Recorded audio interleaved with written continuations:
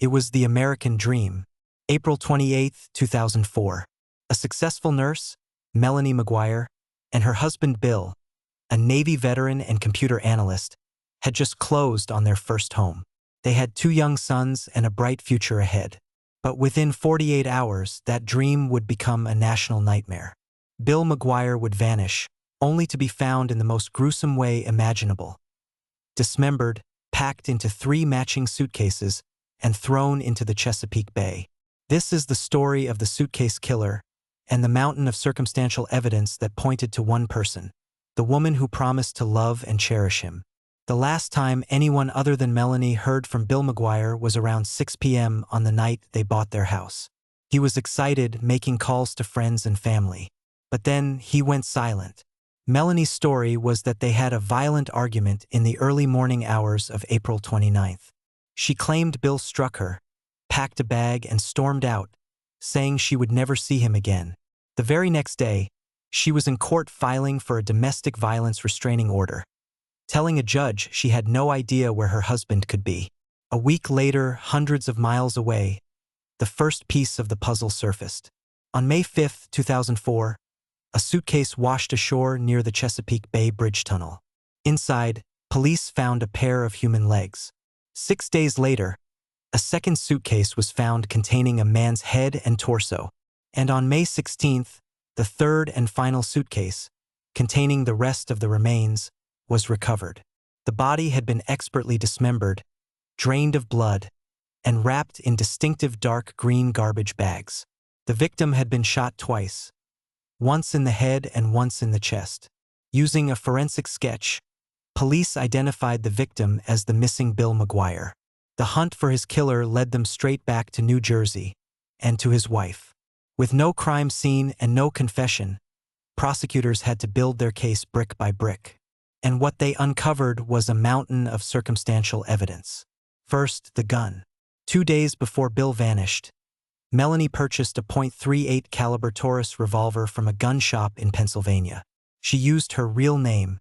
She left a paper trail. Ballistics experts later matched the bullets recovered from Bill's body to that exact type of firearm. The gun itself was never found. Then came the sedative. Melanie worked as a fertility nurse at a clinic with access to powerful drugs. Investigators discovered she had obtained chloral hydrate, a potent sedative, just days before the murder. The theory? She drugged Bill before shooting him, ensuring he couldn't fight back. But perhaps the most damning evidence came from her own computer. Forensic analysts recovered a series of internet searches from Melanie's home computer in the weeks leading up to the murder. Searches like, how to commit murder, undetectable poisons, how to purchase guns in Pennsylvania, and chillingly, how to purchase a gun in Pennsylvania, was searched just 2 days before she bought the revolver. The evidence kept piling up. Bill's car was found abandoned in an Atlantic City casino parking garage, wiped clean of fingerprints.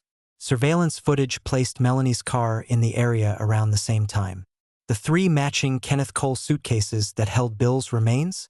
Investigators found a 4th, identical suitcase in the McGuire home.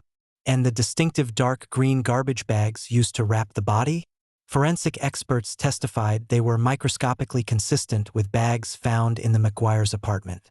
After a 2-month trial and hours of deliberation, the jury reached their verdict.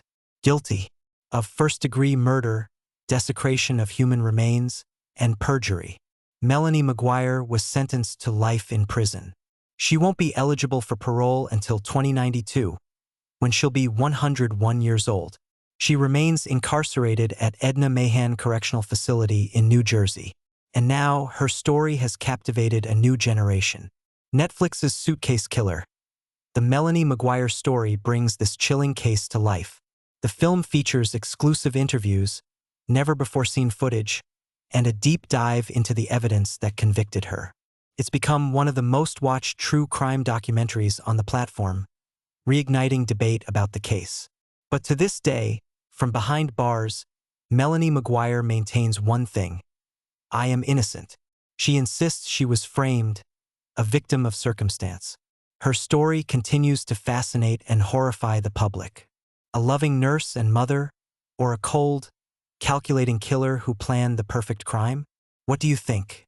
Let us know in the comments below. And don't forget to subscribe for more deep dives into the world's most compelling criminal cases.